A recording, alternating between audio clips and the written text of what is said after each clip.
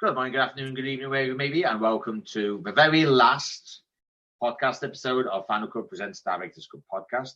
The podcast that is definitely has a better reputation and probably has, in fact, I'm sure it has a better reputation than Gwyneth Paltrow's company Goop. Well, what can I say, Fraser? Her company may be called Goop, but we are far from that. Yeah. And as you can hear, ladies and gentlemen, my co-host is here. The man who only wishes he could be as Tony Stark, but therefore he would actually be a lot better than Robert Downey Jr. Robert, that's the last blooper. That's the last blooper for the year, boys. Ladies and gentlemen, Mr. Michael Fraser. Man, I feel like being Tony Stark would be so stressful. The amount of supervillains rolling up on his porch every single day. Yeah, but think of all the women he gets every single night, mate. Yeah, there is that, but then you gotta worry about the odd time you bring a supervillain home. Yeah, there is that. Apologies for our other podcast host who is not here. I don't know. Knowing him, he's probably off making Joker gas somewhere in maybe a chemical factory. Who knows? Who knows with him? But then there is me, the man who makes Ryan Reynolds wish that he had an inch of my talent. The visionary, otherwise known as Dean Connolly. I know. Do you know what, phrase? I'm waiting for next year. And Ryan Reynolds comes on here and basically goes on Ryan Reynolds on me. I'm just like, what are you whinging about? You've got Blake Lively. It's true, though. I don't know about you, but just briefly, it's been quite an adventure this year, phrase. I will say that. I was going to do this in a bit, but the thing is, I'm actually been thinking about this for the last couple of hours before I came on. And every podcast is about growth. It's about growth, reputation, how popular it is, etc., etc. I don't even, to be honest with you, I don't even know how popular we are. I don't know how good our reputation is. I mean, I try and make sure that our reputation is nothing less than professional. But put it this way, I still believe that I've always said this, as long as we've got an audience, we can keep on doing. We've even been interviewed this year for a change, which is a nice change. I'll be brutally honest. And I don't know, was it weird being interviewed? Yeah, it's kind of a weird process. Usually we're the ones interviewing people, so. But I will say one thing about our interviewer. She was professional as anything. She almost reminded me of me, because it was just like, right, how did you start your podcast? You know, what are your goals, etc., etc. Nothing personal, nothing that I would refuse to answer anyway. I don't know if you had any of those, but it's only fair that we promote her. So if anybody hasn't read her yet, look on Instagram. I believe it's under the table read, and you'll find our interview in a link that she will have on her profile page. I will say one thing. I do hope to have her back on. I hope the roles next year will be reversed, because I would like to have her on. So before we go over our 2022, well, two of our 2022s anyway, I do actually have a fair bit of news, which I'm going to try and shrink down as much as I can. This year has been good, but it has also been bad, particularly within last month when we lost the great Jason David Frank and the let's face it. I don't mean to be knocking on JDF here, but let's face it. Well, actually, who was better, Kevin Conroy or JDF? But then again, you could argue that they I'm trying to think of the word.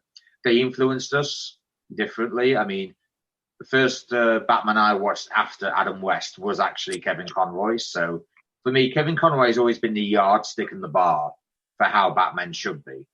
Just like JDF has always been the yardstick for how Power Rangers should be. Now, I will say this. I haven't really kept in touch with Power Rangers as much as you have. So I inevitably, because I have seen a lot of Conroy over the last load of, 10, 20 years. So Conroy does mean more to me, but I know you probably watch more Power Rangers than I do. And you do see JDF turn up every once in a while. So I'm imagining JDF means more to you than Conroy does. Pretty much. Jason David Frank was my childhood hero. Like, I've seen him pretty much in every iteration where he's come back. Even like his last one when he returned, they did such a big emphasis on him because Tommy Oliver is a major part of Power Rangers. Like it's funny to say in some ways, just because like I get like how the show is and the colorful suits and everything, but there will never be another Jason David Frank. A lot of like, and I'm not knocking any of the Power Rangers, but Tommy was such a relatable character, and even within the comics and all the stuff Kyle Higgins wrote, you see it more and more each day. Why Tommy is the defining Power Ranger of them all. Let's face especially who Jason David Frank was outside of being the character. And let's face it, Jason David Frank for us has always been the yardstick. He's always been the bar that has to be set. If you are not on this, I'll say, if you are not anywhere near this bar, then quite frankly, you are not worthy of being a Power Ranger. But the only thing is, he is one. I'll say once in a generation, but the only thing is, I think that gets knocked around a bit, because even though it's the saying is once in a generation, he's been starring with two lots of generations, I'll say. So I think he's just the best Power Ranger ever, and I know you feel the same way. Anyway, getting back to the point, Kevin Conroy, who we lost last month, and me, Nathan, and Fraser have all grieved his loss. He had already recorded his lines for Suicide Squad Kill the Justice League, and I must admit, Fraser, I don't know if you felt like I felt, but when I saw that video go up and we saw there was a Batman, and best of all, it was the Conroy, I was actually glad, and I thought, right, do you know what I'm going to do? As soon as Suicide Squad comes on pre-order, I'm going to pre-order it. I don't care if it's the shittiest game in the world. I just want it because it is Conroy's last hurrah. Well, yeah, honestly, you think you're never going to hear somebody's voice again. And there you see Conroy come back in Conroy fashion, so you kind of got to get the game. And I'm kind of hoping it will have something special of Kevin Conroy. Like, I'm hoping it'll be some kind of Batman figure or something really cool. Just going off subject a bit, but keeping it on it. Have you seen the collector's edition of Star Wars Jedi Survivor? I was trying to think of what it was, but it's more Fallen Order 2. I can't remember where it is, but in Australia, you can actually have like a proper lightsaber in the collector's edition, just like in Dead Space's collector's edition. You can have a full-size Isaac helmet. Oh wow! But the only thing is, I highly doubt you're going to fork out about $280 to $300 for it. No, there's some people, I think in one part of the world, you could get Leon's jacket for Resident Evil, but it was like $600. And some people I know actually wanted it. Yeah, but mate, we all want things, but we don't necessarily have the wonga to get it. That's why it's called window shopping. You look, but you don't touch. You peek, but you don't buy. One of the movies I'm looking forward to next year, June Part 2, has finished production according to Timothée Chalamet. It's a star. So the film is actually out next year. So the fact that it's wrapped production means that it might actually stay on queue for its 2023 release and not move around, because let's face it, as far as Marvel and DC goes, they've been moving a hell of a lot around lately. Speaking of DC, well, more specifically Warner Brothers, Westworld has been cancelled. Now, I'm going to be brutally honest. I did sort of expect that with Jonathan Nolan having started his Amazon Prime series, The Peripheral, which is now up in all its glory. I have watched it. It's not so much complicated, but it is a bit hard to follow if you're not one of those people who can go between timelines and try and remember what's going on. So one timeline might be someone's going to kill Grace Moritz as Flynn Fisher.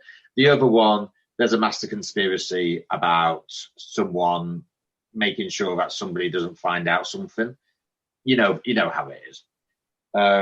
So not only has Westworld been cancelled, which is a bit of a shock, Westworld is the latest series to depart HBO Max amid a slew of cuts as Warner Brothers Discovery undergoes its end-of-year financial review.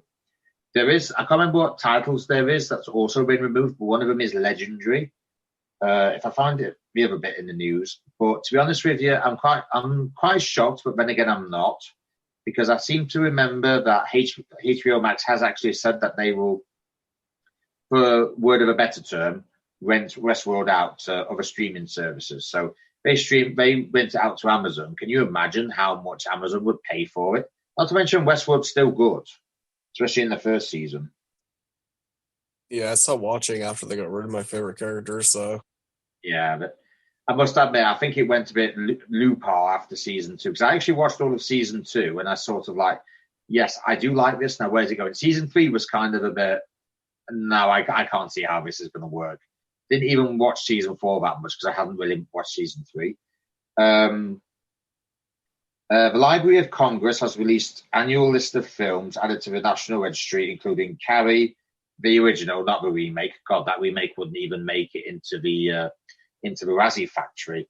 Little Mermaid is in Disney's when Harry Met Sally, and more specifically from the Marvel Cinematic Universe, Iron Man. Wow.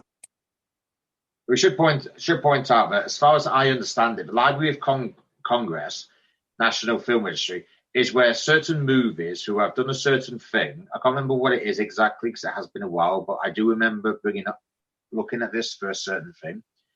Basically, once movies have done a certain something, I forget which it is, they're basically put in the Library of Congress National Film Registry, so that should anything happen and somebody actually finds those, they will be able to see, right, Iron Man's in here. Oh, I wonder what Iron Man is. Little Mermaid from 1989. Oh, it's something for kids. I would actually like to see, I don't know if Evil Dead's in there, phrase, both yours and mine, but I would like to see them put in. Yeah. One, the original is just a classic, no matter how you look at it. And I want my version in because that is the first rebooted version that has actually surprised me to the point where I like it more than the original. Now, let's be honest, mate. I'll say a century of like reboots, relaunches, and all that lot. That is actually pretty hard to come by. Definitely. I don't know if anyone listening has watched Grey's Anatomy. Used to, still does. After 19 years playing the iconic Meredith Grey in Grey's Anatomy, Ellen Pompeo, I think that's how you pronounce it, is finally hanging up her lab coat. She opened up about the big decision to leave the show in a new interview, saying that she's got to do something new and it's really important for her to be present for her 3 kids. She actually been quoted as saying on the Drew Barrymore show, listen, it's just I got to mix it up a little bit. I'm 53, my brain's like scrambled eggs. I got to do something new. But in fairness, she has been doing it a long time. She's seen God knows how many cast members go. Katherine Heigl was in it originally. She's gone.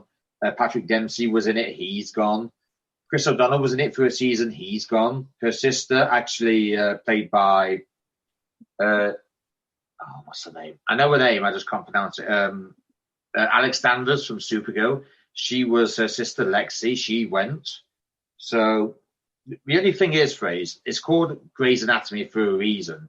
Now, she is the main reason why it's called Grey's Anatomy. So how many seasons do we think Grey's Anatomy will last before it's pulled? It probably won't last much longer. It's been going on for like a long time now. And if they're losing cast members now, then that's not a good sign. Just to put it into context, I was 20 years old when that first came on.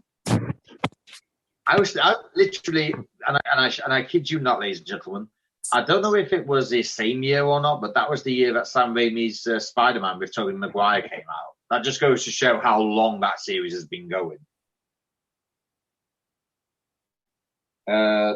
Taylor Swift is actually, I've got 2 bits of news. One, which I haven't got down, one that I'm looking at now.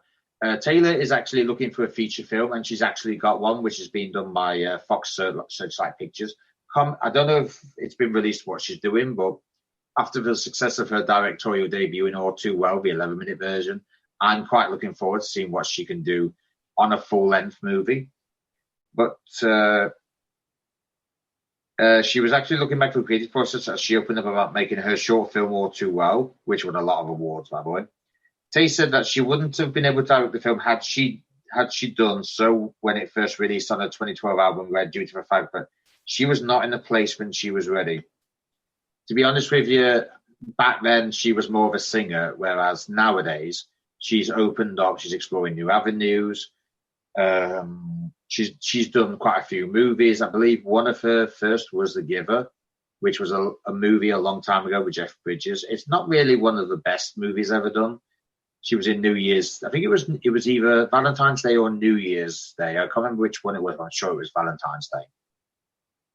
But it just goes to show how far Taylor has come in 20 odd years, or however long it's been. I don't even know how long it's been, Fraser, because she's constantly been in our lives a long time. Aside from the year she went when she got ready for Reputation, when she needed a year's break. But then again, every singer needs a break. News for your Jessie, actually, because she likes Addams Family, doesn't she? Yep. Netflix's Wednesday just eviscerated Dharma to become the online streamer's second most watched show of all time. The popular Addams Family spin-off from Tim Burton has been viewed for over 1 billion hours within a month. Wow.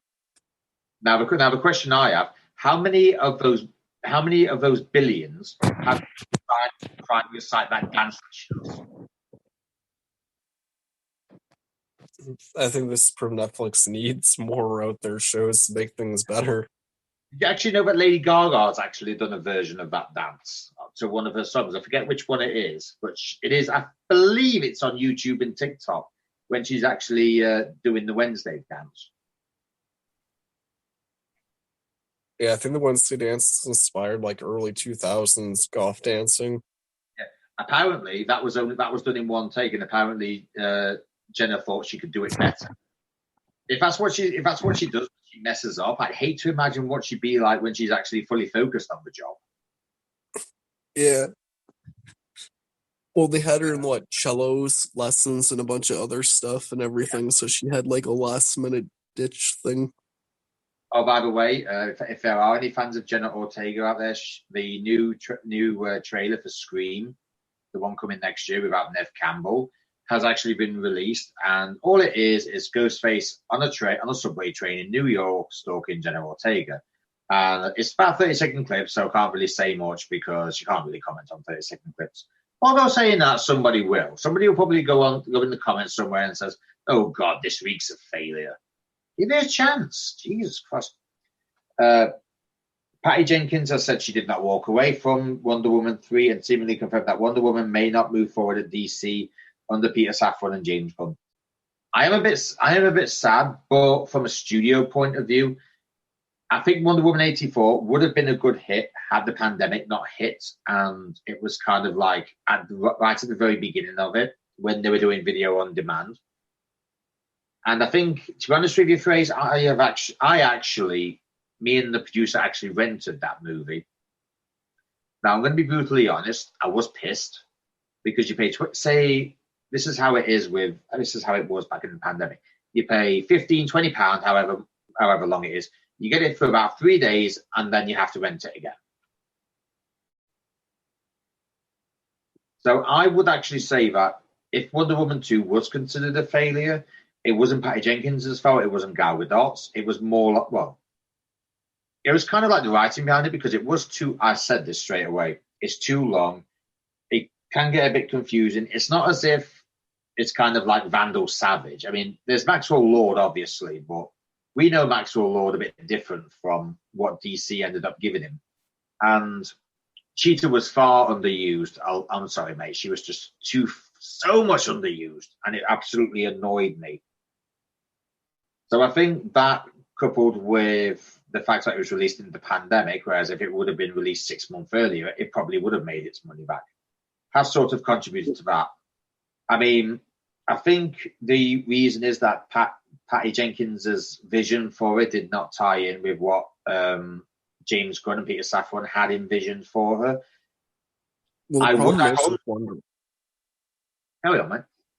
Problem with the second Wonder Woman movie is there's too much going on for like no reason. The whole thing with Steve Trevor is also really weird because technically, like, he's in another guy's body. They could have gone like Indiana Jones style and made it like a quest film because of the cheetah curse and everything. they could have really focused on that. Because if I recall in the comics, it was like a dagger that caused it.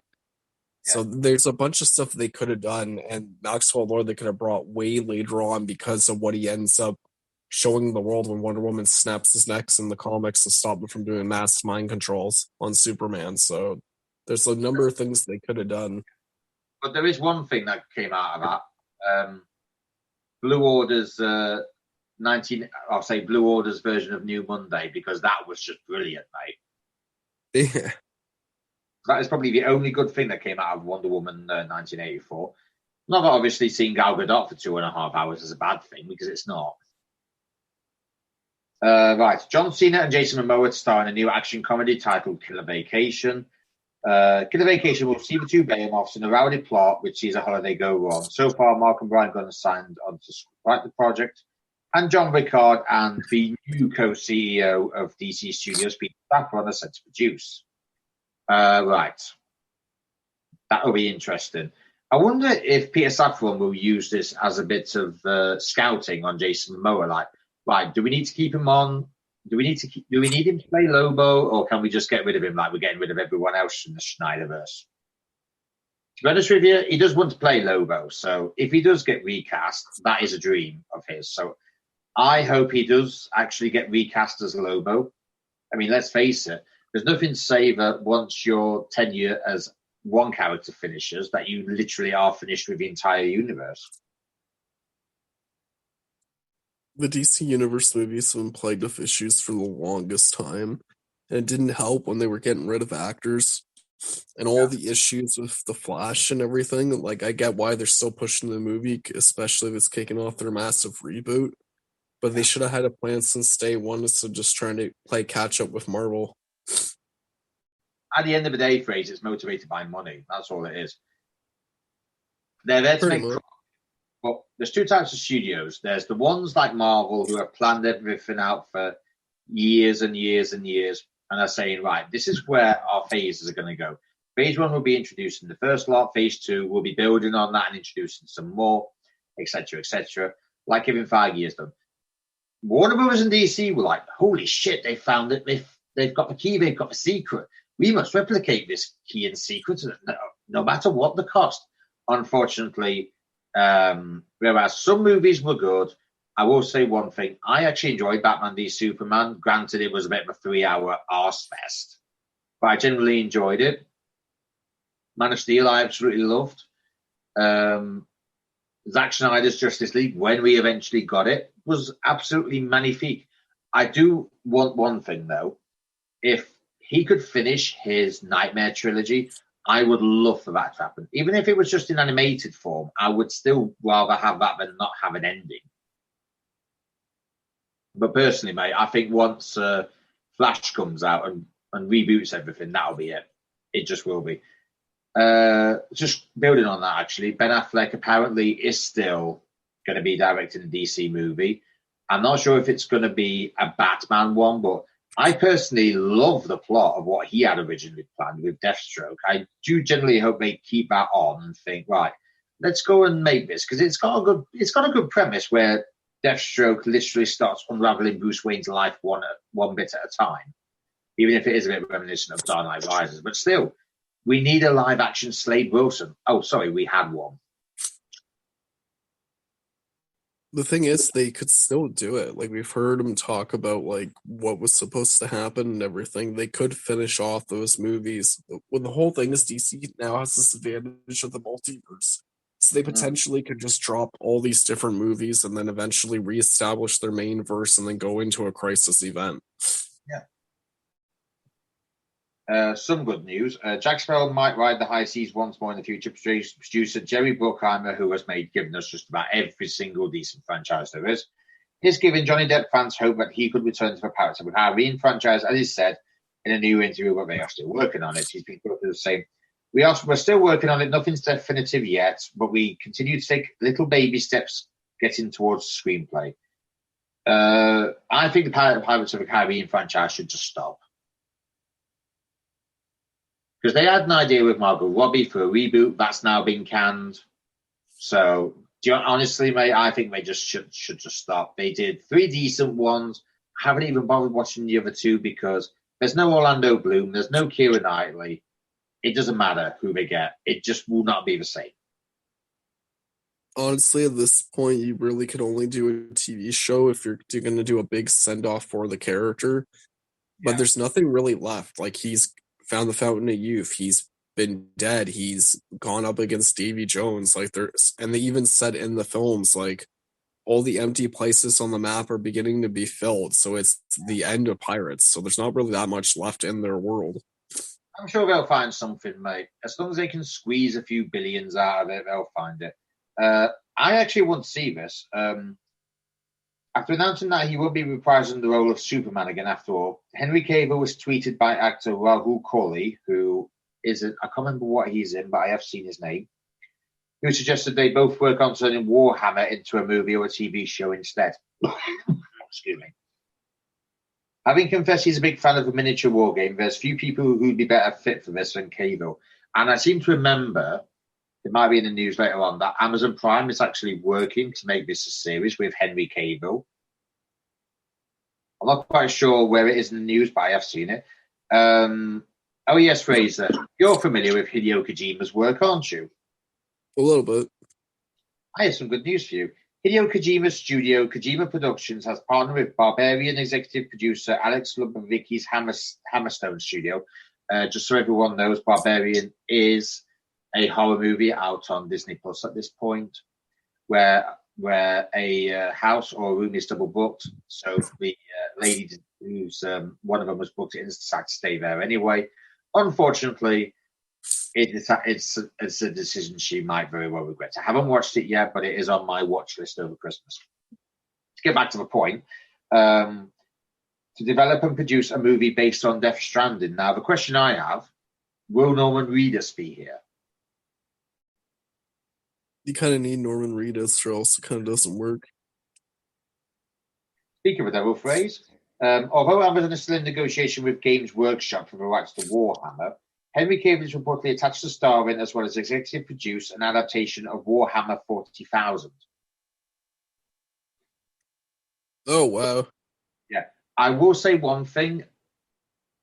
I'm not really familiar with Warhammer 40,000. I know people just hate me.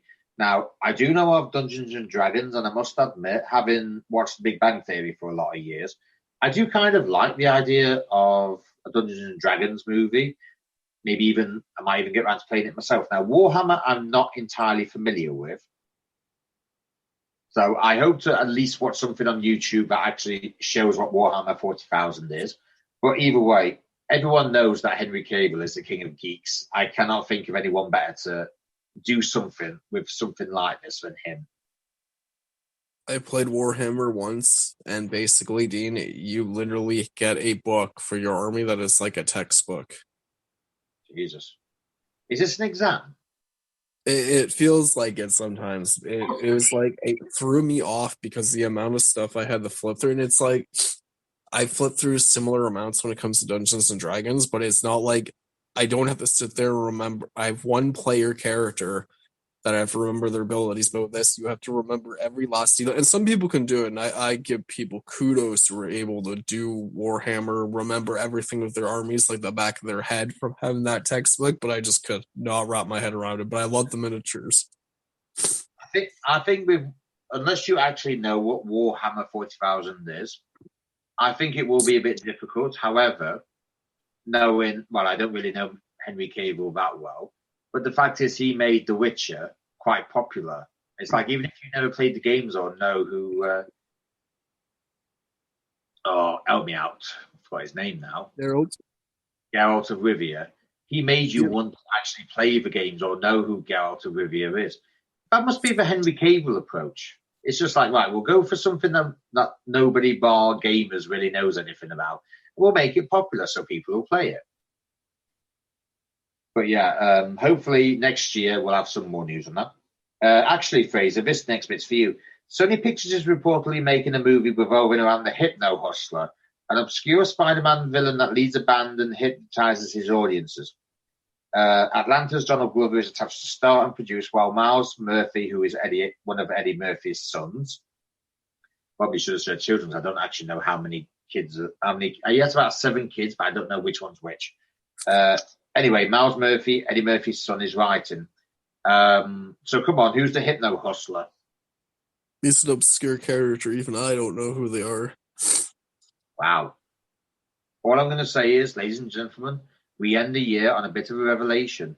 Mr. Michael Fraser does not know who an obscure Spider-Man villain is. You. Maybe I should congratulate whoever's decided. Yes, we'll do a hypno hustler movie. So they're going straight in the Hall of Fame for that. I think one of the last couple of bits of news. Five Nights at Freddy's movie adds Matt Lillard and Josh Hutcherson. Roles are currently being kept under wraps. I kind of hope Matt Lillard is the villain because he's just awesome as Stu Marker in Scream. Oh yes, I've got 2 other bits of news, but only after I tell you this extraordinary bit. Christopher Nolan recreated the Trinity nuclear explosion without CGI for Oppenheimer. Now, I'm not sure what the Trinity nuclear explosion is, but I'm guessing it's the mushroom cloud over Hiroshima, given how that is probably the most, I'll not say iconic, but it's the one that everyone remembers, even the one that we learned about in school. Chris Nolan has been quoted as saying, I think recreating the Trinity test without the use of computer graphics was a huge challenge to take on. We were looking at how we could do a lot of the visual elements of the film practically. There were huge practical challenges. Let's just say, I think Chris Nolan is probably one of the only man on God's green earth who will take the most impossible thing and make it happen without CGI. Well, maybe that with Del Toro. I will say one thing. I know it's not coming out for another 6 months, but the trailer that I've seen is already making me wet my lips in anticipation, or licking my lips in anticipation. I thought it'd be prudent to end the movie news on Chris Nolan, considering he is the best. 2 bits of news now, Fraser. It's not movie news, it's kind of like head-scratching news. The world's largest cylindrical aquarium tank in the Aquadome in Berlin collapsed and sent 264,000 gallons of water debris and tropical fish into the streets of Berlin. And by the way, the fish totaled 1,500. Oh. Can you imagine the bill for something like that? No, that's ridiculous. I can just imagine whoever, basically I'll say Germany is supposed to be one of those efficient places like BMWs, Mercs, and Audis. It's kind of like yes, you buy a German car for its engineering and its reliability and its what did I just say? And its efficiency. So whenever I see a German car that doesn't work properly, I say, "Nein, this is not good." This is German. German cars should not be acting like this. German cars are exquisite. But they're supposed to be exquisite, but unfortunately, it's not so much. I'm going to estimate, ladies and gentlemen, that the bill to clean up the 200,000 gallons of fish and water will probably, I don't know, given the economy nowadays, will probably cost in upward region of a billion euros. And Fraser, I read this, and it is just such a shame that Nathan's not here, because he would absolutely love this. By the way, it's going to be quite rated R. The kids aren't there, are they? No. Oh, good. Because the second word I'm going to say is penis. Yes. Someone in England, there is actually a English village. It's said a certain way. Just before I begin, if anyone listening is under the age of 15, please go and tell your parents that you will not be listening to this for about the next 30, 40 seconds. So I'll crack on. A penis-headed statue of Vladimir Putin has been erected. I know. In the English village, of Bellend. Wow. It's literally called Bellend. To congratulate him on winning Bellend of the Year in protest of Russia's invasion of Ukraine. And residents of said village have taken to egging the statue, with 3 eggs even being dished out for people to hurl. The person who I can't believe I'm saying this. The person who erected the statue, yes, I know, who wishes to remain anonymous. Well, yeah. Wouldn't you want to remain anonymous? Oh, yes. What did you do? What did you do today, dear? Oh, I erected a statue of Vladimir Putin. Oh, that's the one thing. That's the other thing, mate. He's actually got a penis up where his head should be, on the top of his head. Yeah. Reportedly plans to create and sell miniatures of a statue to raise money for a charity supporting Ukraine refugees. So you could literally say that Vladimir Putin is the Fresh Prince of Bel-End. That's just hilarious. Careful, we're going to get cancelled in Russia now because I've said that. But at the same time, mate, it's just so great. Do you know what? I didn't even know there was a village in my country called Bel-End. That's just so quintessentially British. By the way, I would just like to say one thing. If anyone actually is from Bel-End, yeah. By the way, don't literally shout at me because that's what the place is actually called. If anyone actually lives in that village, I'd love for you to get me in touch on social because I would actually like to donate some eggs that people can actually throw at Vladimir Putin. So moving away from that, and quite frankly, Fraser, I think I've ended the news for the year in such high regard. Yeah, you definitely got the news standing at attention. I've definitely erected the news in such a way that this will be remembered for many, many years. All right, I'm just going to stop with the jokes now because I'm struggling. Oh boy! Right. While I stop laughing, while I try and think of something that's not actually got Bel-End or erect on it. By the way, Fraser, when I say erect, please do not think of sheep and wood. I was kind of hoping that Nathan would be here because this is the very last one of this year. But alas, he's too busy building Joker bombs for Mr. J for next year. So unfortunately, it must be us two, and we must do this quickly. Phrase, I will say one thing. This time last year, I always have a vision for our podcast every year. I always envision it's going to be bigger. We're going to have.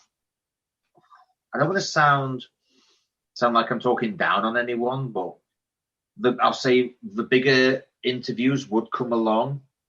The more famous ones would start coming along. In a sense of a word, they have. But at the same time, I don't want to trod on anyone's shoes because I actually have enjoyed all the actors, the actresses, the directors, the producers, the writers we've had on. Because I'll be honest, I've enjoyed every single minute of it. The only thing I really wish was that we had Daniel Nelson back on so you could actually see how much of a hoot he is. But I will say one thing, me and Nathan literally fell in love with Mackenzie Gray because of every single thing that he's done. The thing is, what people need to understand is when you interview someone who's, I'll say, significantly older with grey hair, they literally regale you with tales of their life. Some of it is actually some of it's unmentionable, but majority of it is kind of like just has you just listening to them and you're thinking, wow. So as far as interviews go, I will not say that I have a favourite because I don't, because I'm just thankful that somebody's willing to take, 20 minutes, 40 minutes, an hour of their time and just literally come and chat to me about the career. And I couldn't be more than happy about it. Same with B&D. I've really enjoyed the press passes we've had. And the only thing we need now, Phrase, is Mia Yim to actually win some championships because she hasn't done that yet.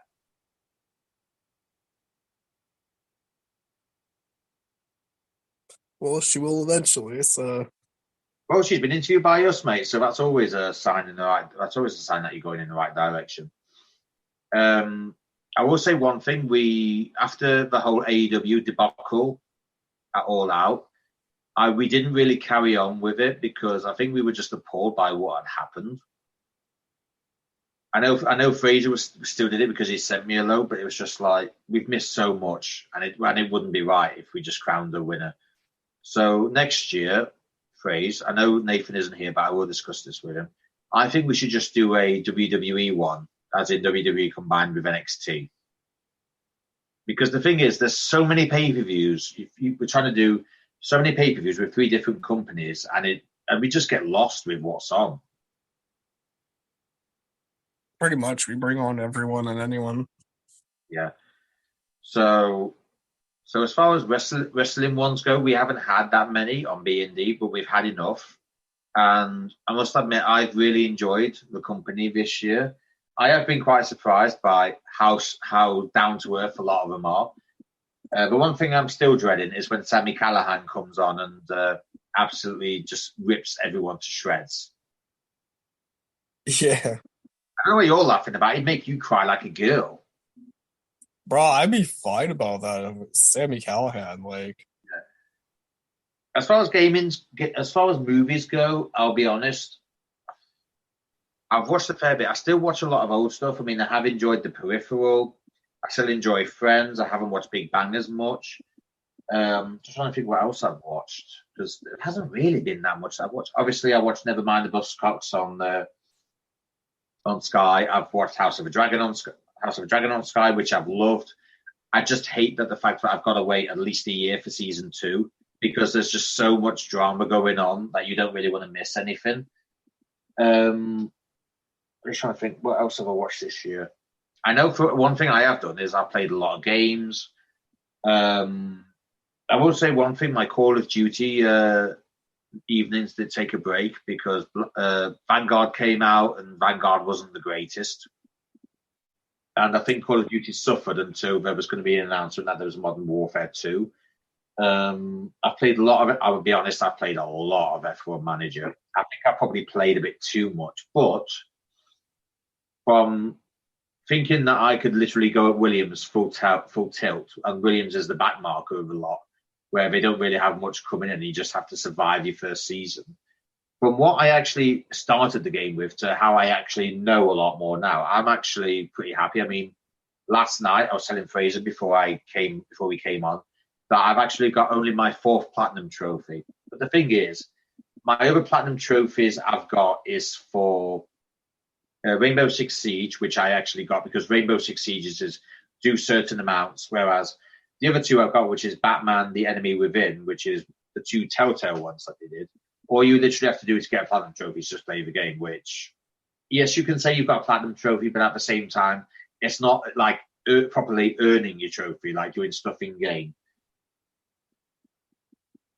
I will say one thing, I have watched a lot of YouTube this year. I've recently been watching a lot of Saturday Night Live with Michael Chi and Colin Joust. Just for reference phrase, Colin Joust is the one who's married to Scarlett Johansson. Oh, wow. Yeah, what made me laugh was there was a news bit about Frank Sinatra. I can't remember who it was, but he actually had to mention that Sammy Davis was going to be played by Scarlett Johansson, who was his wife, and he just literally burst out laughing, just like, I can't believe you made me do that. I'm trying to think what else. There's a lot I want to watch, but unfortunately, there's only about 18 hours in the day that you can actually do something. There's a lot on Amazon Prime that I haven't watched. There's a lot on Prime I haven't watched. A lot on Netflix I haven't watched. I do still watch Gladiator every once in a while because it's Gladiator. How can you not watch Gladiator? I tell you what I did buy recently, Phrase. The rebooted Call of Duty Modern Warfare, as in the one from 2019 before the pandemic hit. And I must admit, I played it and I thought to myself, why have I not had this before? It's been out 3 years and I've always been a bit tentative about, buying games that are 3 years old, particularly when they still cost a fortune on PlayStation Plus, on the PlayStation web store. And then you go out and you think, I know, I'll go into game and buy it. But the only problem is it's probably even more expensive than it is there. And you're like, I don't know. I just don't know. I will say one thing. PlayStation launched its upgraded PS Plus, whereas it only cost me about £20 to upgrade it to premium for, I'll say, the last 6 months. It came out in June, didn't it? So July, August, September, October, November. I'll say the last 5-6 months. Now, to be honest with you, I enjoyed the Essential. I think is it the extra or the Essentials where you basically have PlayStation Now? I'm actually not too sure. I'm sure it's essential. I'm sure it's extra. I must admit, I've played a lot of games off it. There's a lot of games that I wouldn't normally pay for my own money for before I buy it. I have enjoyed it. I've played Mafia quite a bit. I've quite enjoyed that, both Mafia 1 and Mafia 2. I just started Mafia 3. I've enjoyed that. I've enjoyed John Wick Hex. I tell you what, I did download the other day, Mass Effect Legendary Edition, which I bet a lot of people have. But the only problem is, for certain people, I believe it's a PlayStation 4 version, and it is 109 gigabytes. So it will take you quite a while. And two, if you're going to put it on your PS5 or PS4, make sure you have either extended hard drive or your internal hard drive has extra space, because you will need it. Although saying that phrase, I'm actually enjoyed not having Call of Duty Black Ops Cold War on my PlayStation 5, particularly when I have to somehow squeeze 260 gig worth of memory out of my tiny, tiny little internal hard drive. Fortunately, Modern Warfare was for the PS4, so that's gone straight on my extended one. To be honest with you, I've really enjoyed this year. This year, like I said, this year on so many levels has been better. It's been a lot better than 2021. It's been a lot better than 2020 when we first started this. And if there was one guest, I would actually stand out. Actually, there's a few guests. It would be Mackenzie Gray, because I will be honest, me and Nathan have actually sort of reminisced about how great he was. And recently, I've had Rachel Brooks-Smith, who is in the soon-to-be released movie of Legend of the White Dragon, which was JDF's final film, or final project, I should say. She's absolutely lovely, Phrase. She generally is. She'll smile all day. She's so inspirational. She's kind of like a real-life Diana Prince, and I kid you not when I say that. And So even though I push for her to be Wonder Woman. Oh yeah, I need it to be, mate. I will say she's coming back next year simply because we only had 20 minutes and we still got a lot to go over, mainly her career. And the fact of the matter is, she wants to meet you and Nathan. So there's your Christmas present. So if there's a few things that I would like next year, is actually pray to God that Kevin Conroy's final entry as Batman is worthy of his legacy. Spider-Man being as good as it's being hyped up to be. Legend of the White Dragon 2 release next year. England's football team to actually win something. Now, I'm going to say, I don't mean the women, because the women have already won a lot. They've won more than the men ever will. So I would actually like England's men to actually earn their paychecks and actually win something. I would actually like a lot more to come on, like more Marvel series, maybe even DC to start actually trying to build their own universe, much like Marvel has. To be honest with you, I don't really know if there's anything else I can say, but or I can think of. But there is a lot that I do want to happen. But the ones I've just said are the main ones. Obviously, we can't speak for Nathan, but he would probably go on the. He'd probably say majority of what I said. So Kevin Conroy's last entry as Batman to be as legendary as it should be. Marvel's Spider-Man 2. Obviously, I wish for him to have a lot more theatre work. Yes, I do miss him here. I'll be brutally honest. But as long as he's living his dream and he's happy with what he's doing, then I'll happily carry on as a awesome twosome moving forward. And as for you, Phrase, well, I can happily say that my dream for you is for you to finally buy Peppa Pig and play it. Maybe one day. Honestly, I don't know what the future will bring, mate. I don't know what next year will bring. It might bring us fame, it might bring us fortune. Our viewership might go from one viewer to none. I don't know, mate. But I do know one thing, and I'm probably sure you and Nathan will agree with us. We absolutely value everyone who listens to us, who streams us, who downloads us. We would not be doing this if it wasn't for everyone listening. And this will be the last thing as far as I say.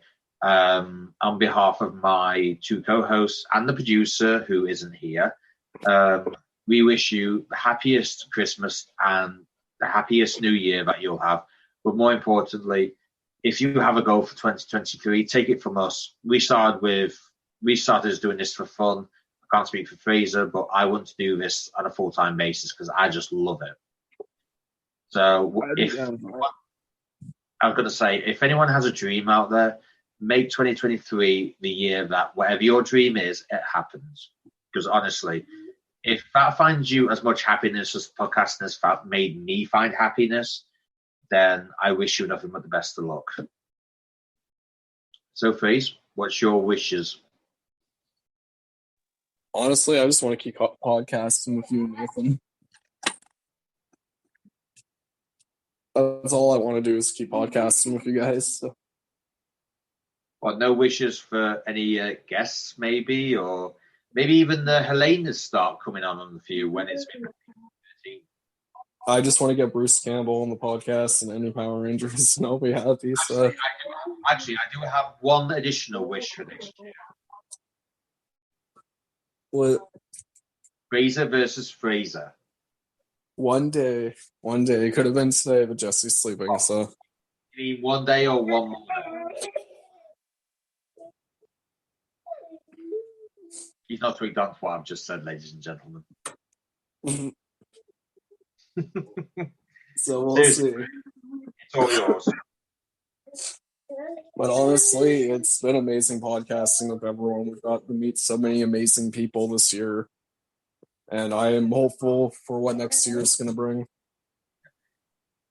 If I may speak for our co-host, who isn't here, he would probably go, "Hi, I'm Nathan from Finalcut. And I would like to say that these two dummies have done nothing but let the show down since I left to do theatre play. And I might even end up doing a Bill Shatner. I have been so honoured to have met Mackenzie Gray and everyone else who I have had the luxury of meeting. Don't worry, Daniel Nelson, you're still my number one. You're still my number one best friend. And I too hope that as long as I love my voiceover work, I will never be as great a Joker as Mark Hamill will be. I will try and be as good as Heath Ledger, but we all know the producer will not, and definitely will ever not support me. So with that being said, I will just do everything in my power to make sure that everyone she fancies and would happily choose over her loving fiancé. Because as we all know, Dean is no good in bed. I'll have you know, Monsieur Tasker, I actually have quite a good reputation with a producer in the bedroom. And he's got to address those slanderous files. I kind of went a bit south really rather badly. But yeah, you get the idea of what Nathan would say. But I think the one thing that Nathan would wish is that Shawn Michaels does come on here. I know, we are trying. The only problem is Shawn Michaels is literally the head of NXT now, so his time is really, really precious. Although saying that, I would actually like to do a Body Slams and Dropkicks DX reunion special, if they'll ever go for it. Well, that Nathan stopped singing songs. He stopped singing every week about the great Shawn Michaels. Like, that didn't help one bit. And you can't say anything because you are still owed half of your Trials of Omega, which we haven't finished. I got a pass on that after my last rant, so. Well, he let you off. I didn't. But either way, Phrase. I didn't actually think. To be honest with you, I know I said about a lot that's happened this year, and I just look forward to the day where we actually get more people on a Sunday. So we can actually have like an Elena Sanchez style time. Because this year was actually the first time we actually ever had a guest on a Sunday. And you know what? It felt better than what, I don't mean to sound disrespectful when I say this, but it actually sounded a lot better than what our usual podcast is, because we had a guest on and it varied everything up. So who knows? I tell you, one thing I do want next year is a Joker off between Aaron Schonke, the legend that is Aaron Schonke, and Nathan. I think you and I should devise a series of tests for them. Like, who can laugh the loudest? Who can laugh the longest? Yeah, but then we need Kevin Porter there in his Batman voice, the Batman react. Hey, why not? Legend of the White Dragon will be out. They'll both be doing it, so why can't we? Exactly. You know what? I'm just blabbering on about how grateful I am for a podcast, how grateful I am for that everyone still listens to us. I tell you what, Fraser, I did realise a couple of months ago. It's actually 3 years since I wrote my first interview question. I must admit, when I first started back then, obviously when you first started out in podcasting, you do get a bit nervous, like, are these questions good enough or not? But now I'm to the point where I am so confident in my questions and my quiz that I don't even want to. I want to move forward, obviously, because that's the natural evolution of podcasting. And to be fair, I did say to myself I'd ramp both my questions and my quiz up every year. Or in Nathan's case, he needs to ramp it up like now, because after he unsuccessfully got absolutely hammered by Misty Flores, his reputation is pretty much on the guttering floor. Yep, he's going to need another take. Yeah. I know I keep traveling on. I'm sorry for traveling on, but it's just how I feel. Now, I will say this: we are not here next week because I will probably be a bit merry. Fraser will still be in bed, and Nathan will just be starting his Christmas dinner. So that's a no. A week on Sunday, which is New Year's Day, I will be 3/4 away through my day, fully recovered from the previous night's events. Nathan will probably still be in bed, and Fraser will be oversleeping. So our first one back will actually be the 8th of January. However, in the absence of podcast, we will do other stuff to make sure that content keeps coming.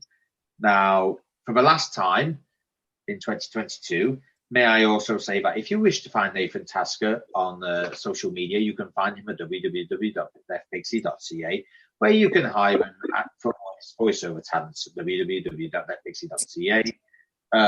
He's actually on Instagram. I believe is it BanTT or something like that? I have no idea. I think it's something like that anyway. But either way, you can find him on www.leftpixie.ca. More than likely, he's got a few bits and bobs in the pipeline. I mean, let's face it. I'm waiting for the day where we can actually have a watch party, watch one of Shawn Michaels' shittiest matches ever, and we just literally ground the shit out of him. So I don't think Nathan will forgive you. He will. He loves me too much. As far as I go, you can find me on Instagram on Finalcut Official. YouTube-wise, which I will be doing. I actually said this to the producer. I'm going to start getting a load of shorts. I'm going to start uploading daily content from 4th of January. So when that bit comes, you can find me on Finalcut Director's Cut podcast on YouTube. We will be doing YouTube's next year because we did actually discuss it and we're like, we really need to get back into YouTubing.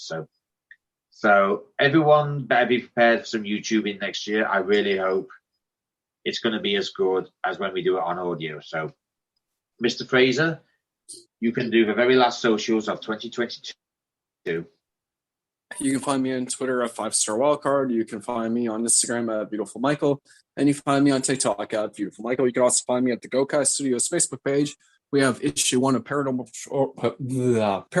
There's another blooper. Paranormal Patrollers. Issue 1 on Webtoons. We have a few more things in the pipeline coming out. And you can also find me at the Body Science and Dropkicks Facebook page, because we talk wrestling here as well, because our podcasts cover a number of topics. So literally we've ended the year blooping all over the place. Yep. Yeah. Well, that's just about par for the course with this podcast, really. Ladies and gentlemen, thank you very much for listening. I am a bit mortified that we're going to be away for the next 3 weeks, but at the same time, it's Christmas and New Year. Everyone will still be recovering from both. So we will start next year, 2023. Hopefully, Fraser, our companion will be back next year. Hopefully. No, I haven't fired him yet. Actually, I did fire him, but then I hired him back because we need him. So we're hoping he'll be back next year, ladies and gentlemen, unless he decides that he doesn't want us anymore. So with that being said, from myself, Fraser, and Nathan, who isn't here, and the producer, who is probably dreaming of Scott Eastwood somewhere, and Mrs. Fraser, who doesn't dream of Adam Driver anymore, Merry Christmas, and a Happy New Year, and all the best in 2023.